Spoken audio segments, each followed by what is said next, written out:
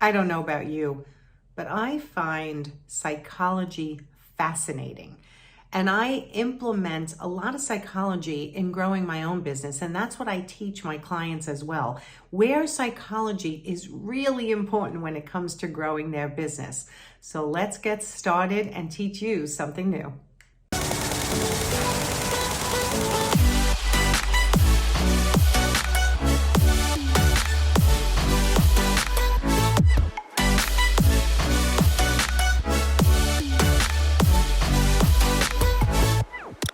So I'm Nancy Ganzekaufer. I'm a business coach and body language trainer to interior designers and other creative entrepreneurs.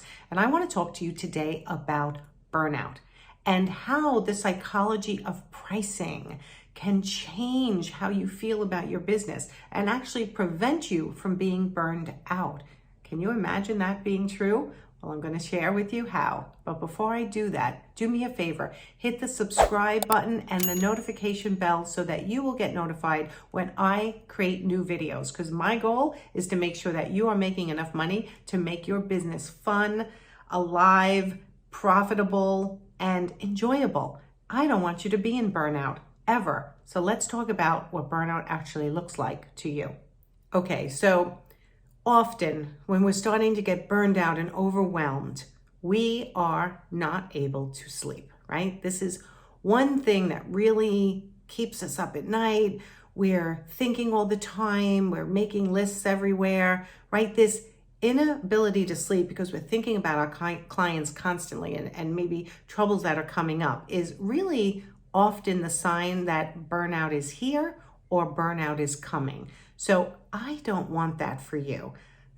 Another sign is feeling like you want to quit. I can't tell you, even this morning, one of my clients is very overwhelmed as we're trying to create a business model and pricing structure for her business to transform her newer clients to a pricing model that actually makes her profitable so she can take less clients and make more money. But while we're in the transition, of course, it's hard and she's getting frustrated and she wants to quit sometimes. She's like, maybe I'm just not cut out for this. And I'm always like, you know what? No, you are. You just need to learn the skills to get to that next level and not let you fall into the self-doubt of quitting, because we can do this and I'm going to help you get there. So that's what I advised her. And I'm going to tell you the same. If you're starting to suffer from any of these signs of burnout, there is a way through it. Sign number 3 could be overly relying on friends and family to vent all the time. Like you're always bitching about a client and what they said and what they're doing. It's a sign that your stress level is so high and you're frustrated and you want to take pause when you are in that situation and go, wait a minute, I'm complaining a lot lately. And I'm complaining to all my family and friends, and I'm probably starting to annoy them because I can't even stand the sound of my own voice anymore. If that's happening to you, then that's a sign also that you are on the verge of burnout or already in burnout. So we want to make sure that we don't let that happen. And the psychology behind your pricing is really going to help with that.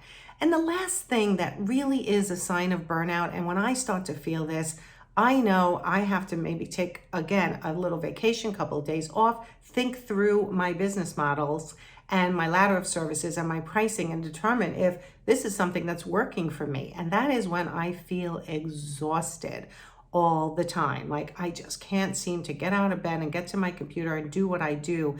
What I've previously loved to do is suddenly feeling like a chore. So that exhaustion is also a sign of burnout. So are any of these something that you are suffering with right now? Burnout is a difficult thing. Once you get there, it takes so much longer to get yourself out of it. So I'm hoping that I am catching you on the verge before you're quite burned out. And we are going to work on some ways to change this pace for you. Change the way you do business. Change your burnout by changing the pricing model based on the psychology behind pricing. So the very first thing is making yourself more valuable. When you don't charge enough for your services, people actually will treat you differently. You know this. I know you all have stories about when you've been treated differently, when someone doesn't value you. And it makes you more disposable or ignorable. Is that a word?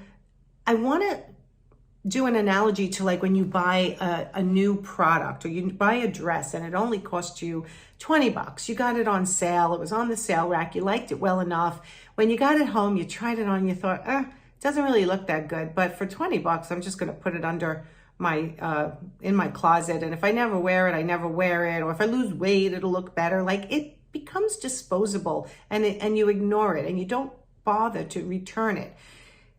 If you're not charging enough for your services, that's kind of what you're making yourself be. Disposable, ignorable, put it in the closet, not pay in time. Like, people will just not take you seriously. So part of the reason why we charge a higher rate is to make yourself more valuable to the people. And that is one of the psychologies behind pricing.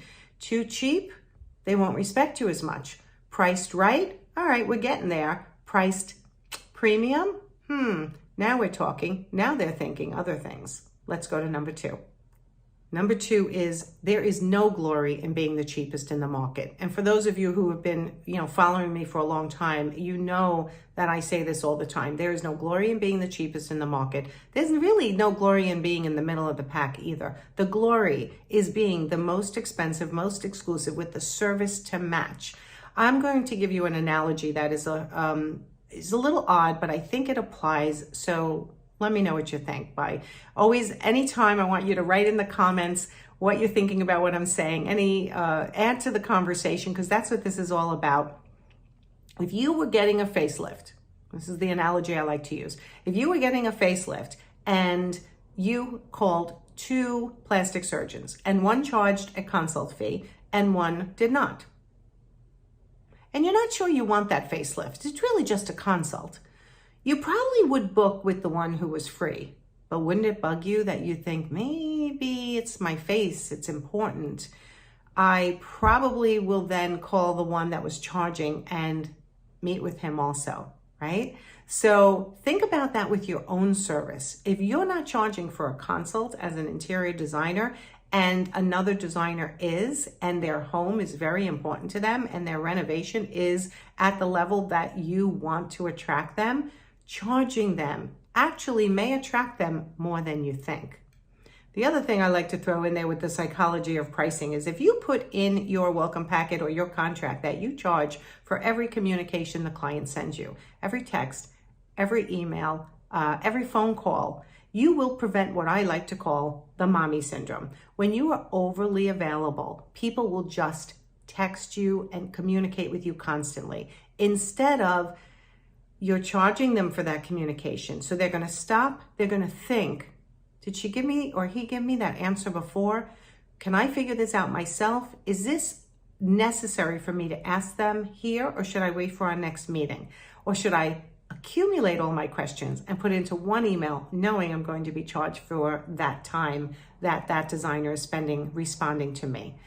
By charging your worth and thinking about the psychology behind your pricing, like if I'm charging for communication, they will listen better, gather their questions all at once and submit it once, and not do that constant communication that a lot of you are dealing with nonstop. So you want to think about adding things like that to your business model, to your pricing, in order to get more control of the jobs and the clients that you work with.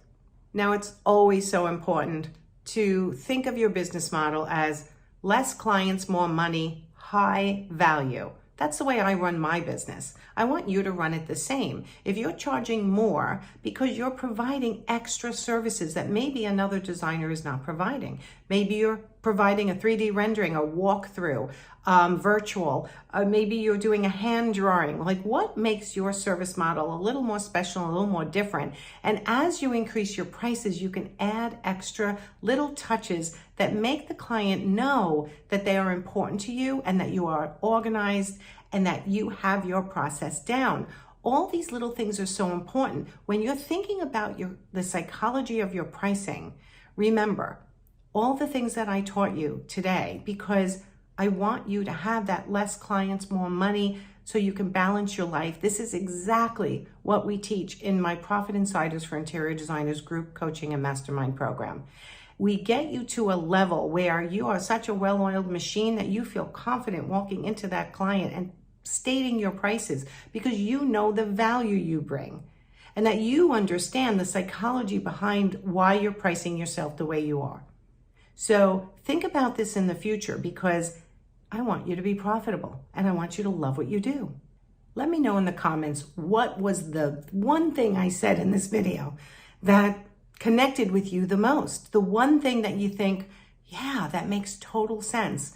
I need to start implementing that in my business because I'd love to hear your feedback. And don't forget while you're down there to hit the subscribe and the notification bell because that's what makes me know that the content I'm giving you guys is valuable to you, that you like it. Otherwise, I'm going to be like, I wonder if anyone's getting anything out of this. And I want to know because I need that feedback too. So I hope you give it to me. Go have a great day. I will see you in the next video.